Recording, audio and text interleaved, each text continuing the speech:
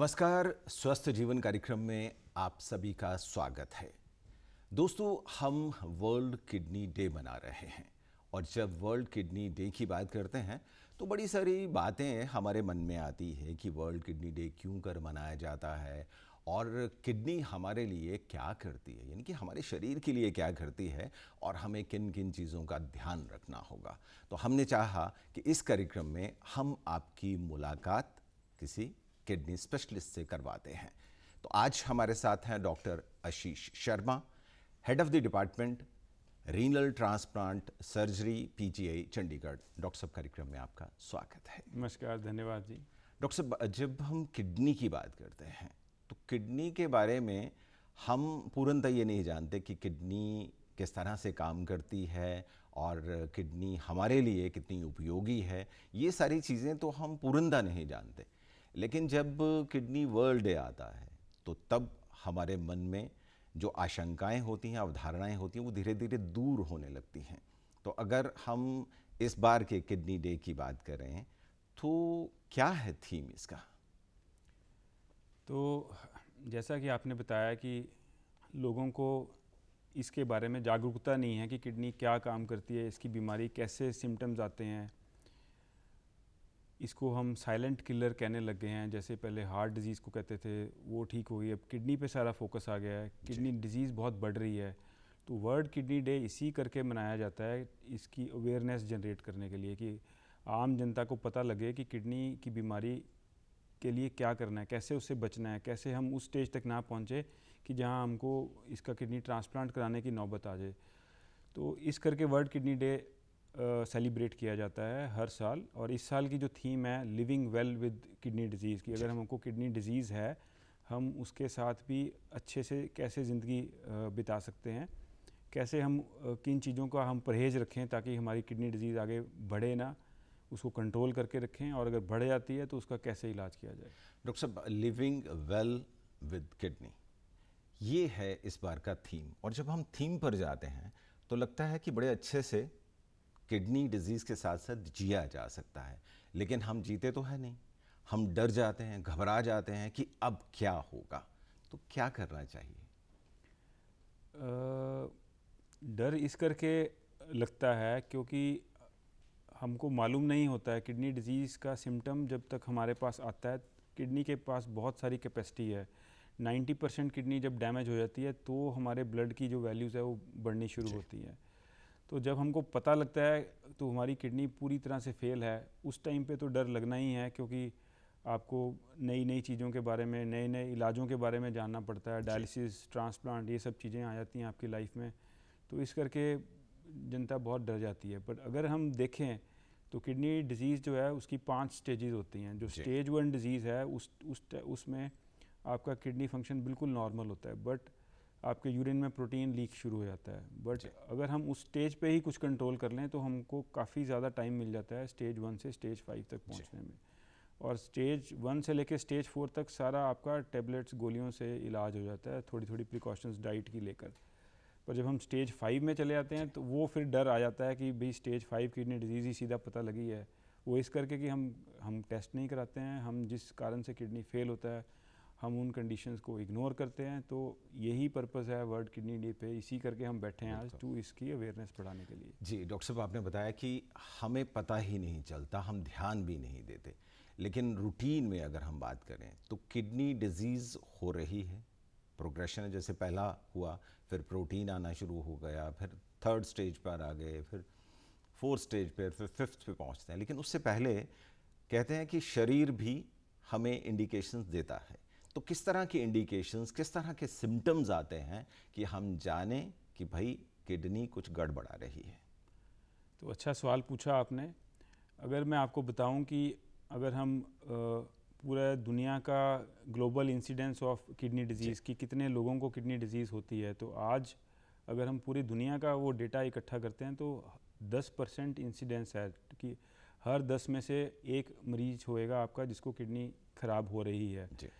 अगर हम वो इंडिया का लें तो शायद इससे भी ज़्यादा 14% के आसपास फिगर कोट होती है। तो बहुत हाई प्रपोर्शन है, बट सिम्टम्स किसी को नहीं होते। जी।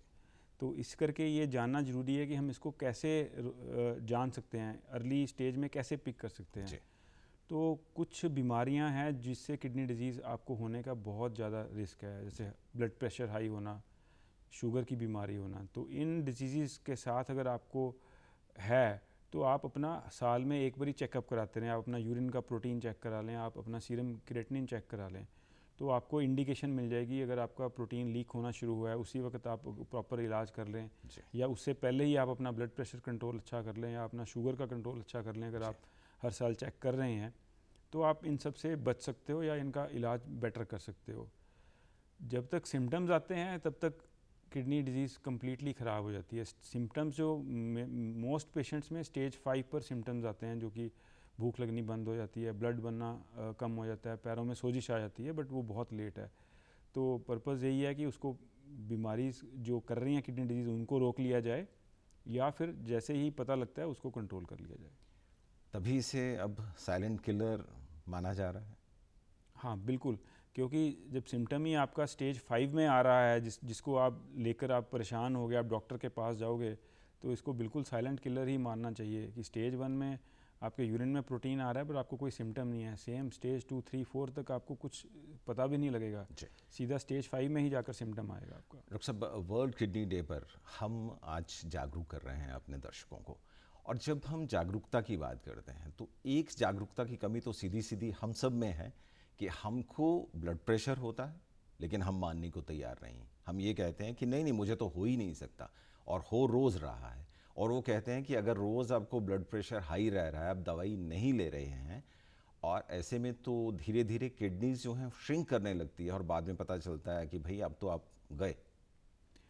तो जैसे आपने ब्लड प्रेशर एक बड़ी ही इम्पॉर्टेंट बीमारी है जिससे किडनी अफेक्ट होती हैं, और जैसे जैसे हमारी एज ज़्यादा होती है हमारे जो ब्लड वेसल्स हैं वो थोड़ी स्टिफ हो जाती हैं, कुछ और कारण बन जाते हैं, कोई और बीमारी हो जाती है, तो विद एज ब्लड प्रेशर बढ़ता ही बढ़ता है। सो अगर हम 50 साल पे देखें तो शायद 10% ऑफ द पॉपुलेशन को ब्लड प्रेशर होएगा। अगर हम 70 ईयर्स पे चले जाते हैं तो 20-30% ऑफ पॉपुलेशन को ब्लड प्रेशर होएगा। पर वो भी सिम्टम्स किसी किसी को सिर दर्द हो जाता है, पर मेजॉरिटी लोगों को कुछ सिम्टम नहीं आते, इस करके वो इग्नोर करते हैं, या इग्नोर करेंगे या कुछ और कोई देसी मेडिसिन लेना शुरू कर देंगे, या कभी मेडिसिन ले ली जब सिम्टम हुआ फिर छोड़ देंगे। तो ये सब कारण से वो ब्लड प्रेशर डैमेज करता है बाकी ऑर्गन्स को, हार्ट को डैमेज करता है, आपकी ब्लड वेसल्स को फर्दर डैमेज करता है, आपकी किडनी को डैमेज करता है। सो अगर आपको ब्लड प्रेशर है तो उसका इलाज प्रॉपर कीजिए और रेगुलरली मेडिसिन लीजिए।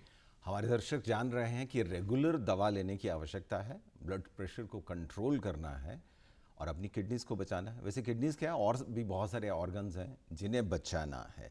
डॉक्टर साहब, जब हम किडनी डिजीज़ की बात करते हैं तो कहते हैं कि डर भी साथ साथ चलता है, भय होता है कि किडनी डिजीज़ हो गई यार। तो भय कितना इसमें और इजाफा करता है बीमारी में? कोई भी बीमारी है अगर उसमें आप डर जाते हो या आप स्ट्रेस लेते हो, तो स्ट्रेस एक और इम्पॉर्टेंट कारण है किसी भी और बीमारी को डेवलप होने के लिए। तो इसमें भय की ज़रूरत नहीं है, जो हो गया है वो हो गया है, पर उसको अगर आज से ही कंट्रोल कर लिया जाए तो हमको आगे वाली जो लाइफ है वो बिना किसी फर्दर डायलिसिस या ट्रांसप्लांट के चल जाएगी, तो आपका काम अच्छा चल सकता है। और अगर आप और स्ट्रेस लोगे तो आपका वो जो डिज़ीज़ है, और सारी डिजीज़ जो हैं ये स्ट्रेस से रिलेटेड हैं, तो बढ़ जाएंगी। डॉक्टर साहब, जब हम किडनी डिजीज़ की बात करते हैं तो कहते हैं कि किडनी डिजीज़ उन लोगों को ज़्यादा ध्यान देने की आवश्यकता रहती है जो डायबिटिक पेशेंट होते हैं। और डायबिटिक पेशेंट जिस तरह से प्रोटोकॉल होता है कि आपको हर साल अपना चेकअप कराना चाहिए किडनीज़ का, आँखों का, बहुत, लेकिन ऐसा कुछ प्रोटोकॉल फॉलो नहीं करते हैं और बाद में पता चलता है किडनीज़ धीरे धीरे डैमेज होती चली जा रही हैं। बिल्कुल, जैसे ब्लड प्रेशर का कोई सिम्टम नहीं होता मोस्ट पेशेंट्स में, वैसे ही डायबिटीज़ भी है। डायबिटीज़ कई सारे मरीज आते हैं मेरे पास, कह रहे हैं जी मेरी शुगर ज़्यादा है, मेरे को कोई तकलीफ़ नहीं है, मैं तो खाना खाता हूँ, मेरे को कुछ प्रॉब्लम ही नहीं है, तो नहीं इलाज करा रहे हैं। पर जो डायबिटीज़ है आज की डेट में नंबर 1 कारण है किडनी फेलियर होने का, ना ही हमारे कंट्री में, all across the world diabetes का जो है most common reason for kidney failure. तो इस करके ये तो क्लियर एसोसिएशन है डायबिटीज़ की, कि अगर आपको डायबिटीज़ है तो आपके किसी स्टेज पे 20 साल या 30 साल पर आपकी किडनी ख़राब होएगी। अगर आपका कंट्रोल अच्छा है, अगर आपका कंट्रोल पुअर है तो वही किडनी फेलियर आप 10 साल में भी देख रहे हैं। हम हमारे पास 40 साल का मरीज आ रहा है कि 10 साल से उसको डायबिटीज़ है और उसकी किडनी स्टेज 5 में पहुंच गई है, किडनी डिजीज़ उसकी।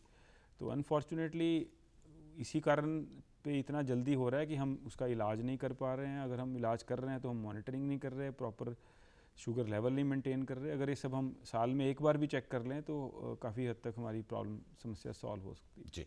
जैसे ब्लड प्रेशर हो गया, डायबिटिक हो गए, इसके अलावा और क्या क्या कारण होते हैं किडनी डिजीज़ के? दो ये मुख्य कारण हैं। उसके अलावा ग्लोमेरुलोनेफ्राइटिस करके कंडीशन है जिसमें बॉडी अपने आप ही डैमेज करना शुरू कर देती है किडनीज़ को। जी। तो अनफॉर्चुनेटली उसका हम पता भी नहीं कर सकते हैं और उसका बहुत सारी ग्लोमेरुलोनेफ्राइटिस का कोई इलाज भी नहीं होता है हमारे पास। जी।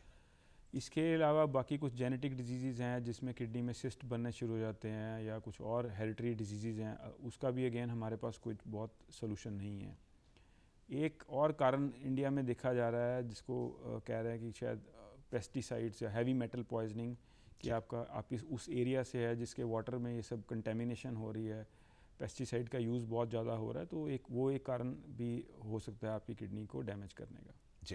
डॉक्टर साहब, ये बात तो हुई कि बड़े सारे कारण हैं और कारणों पे जाकर भी आप अपने आप को ठीक कर सकते हैं, क्योंकि कारण अगर आप मिटा देंगे तो धीरे धीरे आप अपने आप में भी ठीक होने की कोशिश भी करेंगे। लेकिन कारण हम पूरी तरह से कई कारणों के बारे में तो पूर्णतः जानते ही नहीं हैं, और जिनके बारे में जानते हैं जैसे ब्लड प्रेशर है या डायबिटिक है तो वहाँ भी हम केयरलेस हो जाते हैं और किडनी डिजीज़ बढ़ने लगती है। लेकिन जब हम किडनी डिजीज़ की बात करते हैं, आम आदमी की बात करते हैं, तो उसको है कि मैं पानी पीता हूँ, खूब अच्छे से पानी पीता हूँ, बहुत ज़्यादा पानी पीता हूँ और मेरी किडनीज तो ख़राब हो ही नहीं सकती। क्या कहेंगे, क्योंकि ये भी एक मिथ है। तो देखो, पानी पीना अच्छी बात है। पानी पीने के ज़्यादा पानी पीने के कुछ फ़ायदे हैं, बट एक लिमिट तक। अब अगर आप कहो कि मैं 2-3 लीटर पानी पी लेता हूँ तो उससे ज़्यादा पानी पीने की आवश्यकता नहीं है। पर पानी पीना, सिर्फ पानी पीने से आप किडनी डिजीज़ को प्रिवेंट कर सकते हो, तो ये तो मिथ है, ये सच नहीं है।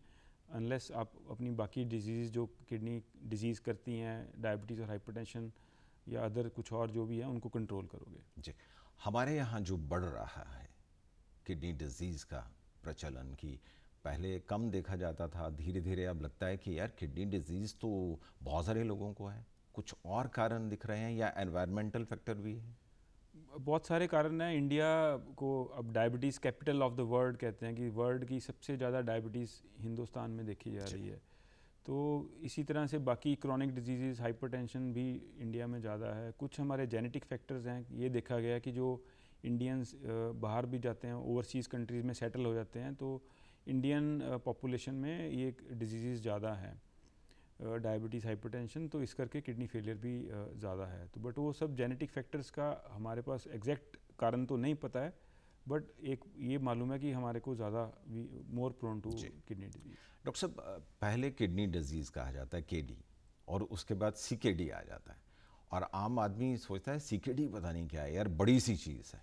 तो ये कब बड़ी हो जाती है? क्रॉनिक किडनी डिजीज़ कब बन जाती है? So basically kidney failure acute या क्रॉनिक दो तरह का हो सकता है। एक्यूट हम तब कहते हैं कि आपका विद इन फ्यू डेज़ आपकी किडनी फेल होगी।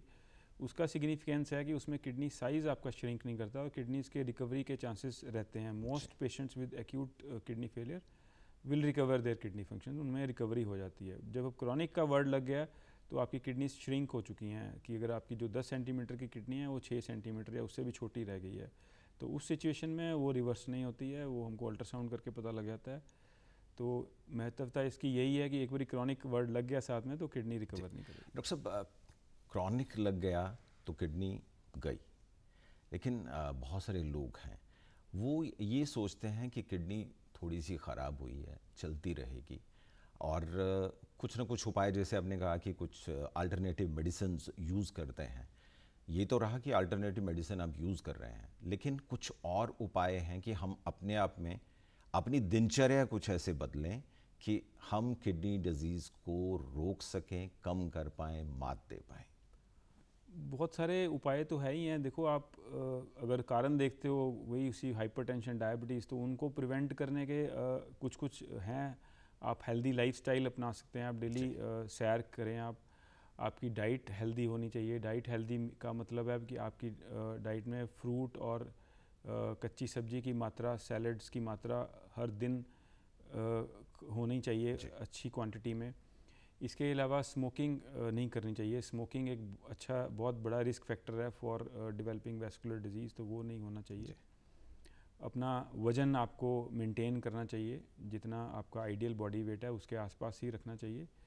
और अगर आप ब्लड प्रेशर या शुगर से पीड़ित हैं तो उसका प्रॉपर इलाज कराना चाहिए। अगर ये सब हम करते हैं तो हम काफ़ी हद तक किडनी डिजीज़ पर काबू पा सकते हैं। जी डॉक्टर साहब, जब हम किडनी डिजीज़ की बात करते हैं तो तब हमारे मन में ये भी आता है, क्योंकि हमने सुना होता है किसी न किसी ने सलाह मशवरा दे दिया कि आपको किडनी डिजीज़ है, आपको तो ये भी नहीं खाना चाहिए, आपको ये भी नहीं खाना चाहिए, तो क्या नहीं खाना चाहिए?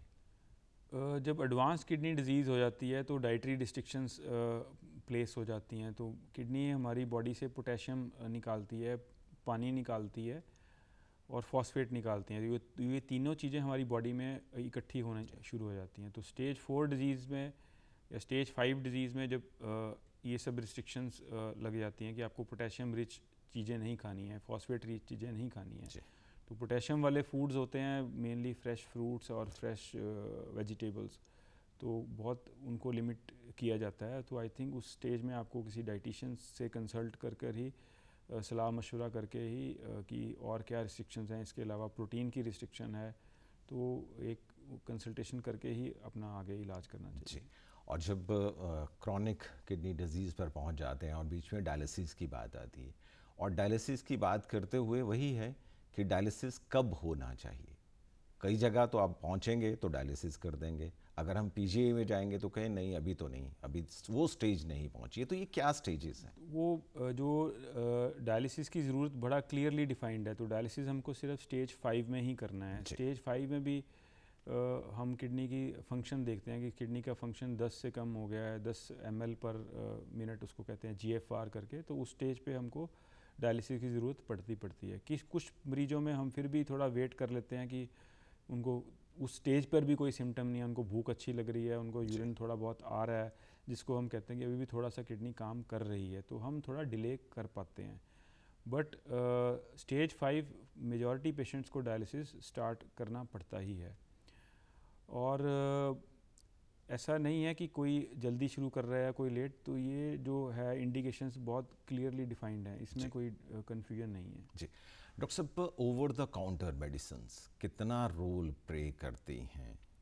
कुछ मेडिसिन जैसे पेन किलर्स होते हैं, पेशेंट्स को जॉइंट की प्रॉब्लम है, वो कंटिन्यूसली पेन किलर्स ले रहा है, 10 साल से ले रहा है, ज़्यादा मात्रा में ले रहा है और लगातार ले ही जा रहा है, तो वो आपका किडनी फेलियर कर देते हैं। जी डॉक्टर साहब, जब किडनी फेलियर की ओर पहुंचते हैं तो उसके बाद हर एक व्यक्ति के मन में होता है कि यार कहीं ना कहीं से किडनी मिल जाएगी और फिर ट्रांसप्लांट भी हो सकता है।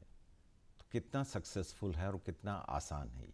तो ट्रांसप्लांट से पहले मैं एक और आपसे बात शेयर करना चाहूँगा कि हमारे कंट्री में हर साल 1.5 से 2 लाख के बीच में किडनी फेलियर के पेशेंट्स ऐड होते हैं। तो और उनमें से अगर आप सर्वाइवल, अगर आपने पूछा, अगर हम सबका ट्रांसप्लांट कर दें तो किडनी ट्रांसप्लांट का आज की डेट में सर्वाइवल मोर देन 95% है।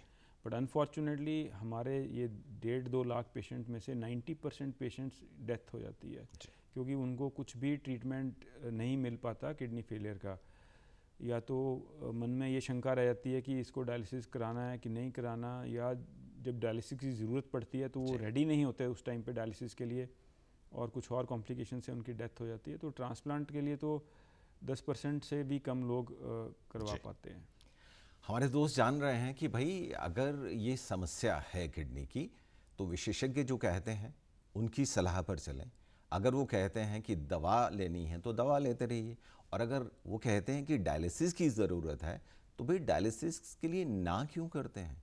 विशेषज्ञ हैं वो, जो बताएंगे आपके भले के लिए बताएंगे, आपके चंगे के लिए बताएंगे, और आप धीरे धीरे किडनी के साथ, उसी किडनी के साथ living well with kidney disease, ये है थीम, उसके साथ साथ जी भी सकते हैं। डॉक्टर साहब, लेकिन फिर भी हम बहुत कुछ सुनते हैं, बहुत कुछ जानते हैं, अब हम अवेयर कर रहे हैं अपने दर्शकों को, लेकिन कहीं ना कहीं हमारे मन में ये रहता है कि नहीं यार, कुछ टोटका अपना लेते हैं। वो फलां जगह पड़ा था, एक बड़ा सा इश्तिहार आया था, उसमें पड़ा था कि किडनी डिजीज़ हम ठीक कर लेते हैं। क्या बहुत ही अच्छा जी। पॉइंट उठाया। मुझे नहीं लगता, अभी तो फिर थोड़ी अवेयरनेस होगी। अगर हम 5 साल पहले की बात करें, कोई मरीज़ जो मेरे पास ट्रांसप्लांट के लिए आता था, जी। कोई भी मरीज़ ऐसा नहीं होएगा कि जो किसी अम्बाला में होम्योपैथी के पास नहीं गया हुआ है जी। या किसी और कोई टोटका किया हुआ है जिसने कह दिया जी हम तो आपका डायलिसिस ख़त्म कर देंगे, आप ये दवाई खाओ।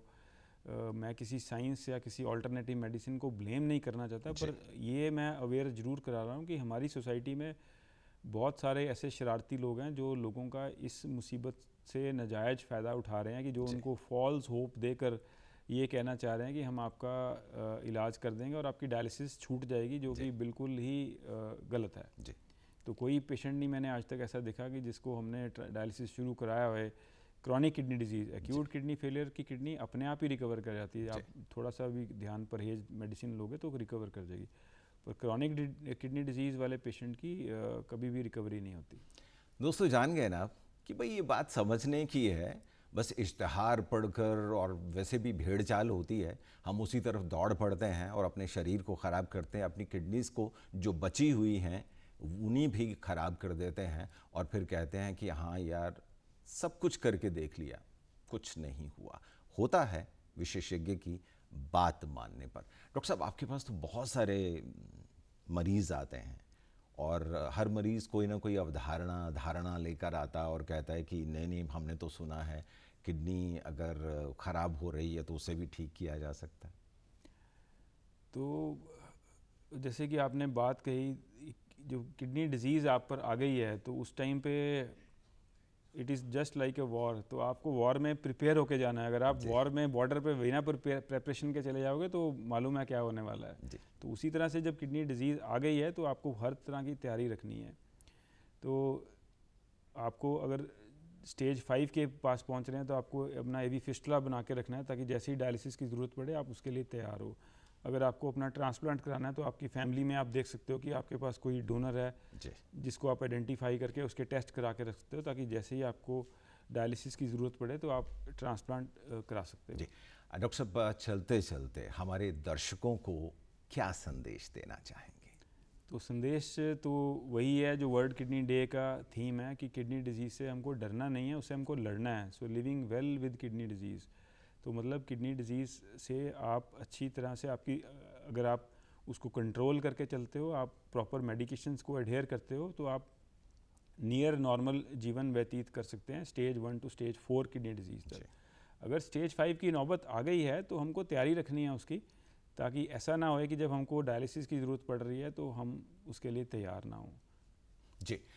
दोस्तों, तैयार रहने की आवश्यकता है, और ये भी आवश्यकता है कि आप अपने आप में किन किन चीज़ों का ध्यान रखेंगे।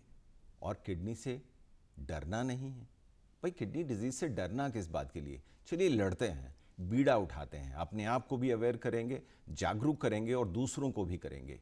क्योंकि पहले खुद अगर अवेयर हो जाएंगे, जागरूक हो जाएंगे, तो दूसरों को भी बता पाएंगे कि किडनी डिजीज़ से डरना नहीं है, उससे लड़ना है, और जो विशेषज्ञ कहते हैं उन पर ध्यान रखते हुए धीरे धीरे जीवन में आगे बढ़ना है। Living well with kidney disease का जो थीम है इस बार का, उसके साथ साथ चलते हुए हम किडनी डिजीज़ से लड़ेंगे और जिएंगे एक अच्छी खुशहाल ज़िंदगी। डॉक्टर आशीष शर्मा, आप हमारे स्वस्थ जीवन कार्यक्रम में आए, बहुत अच्छी जानकारी दी, आपका बहुत बहुत धन्यवाद। धन्यवाद।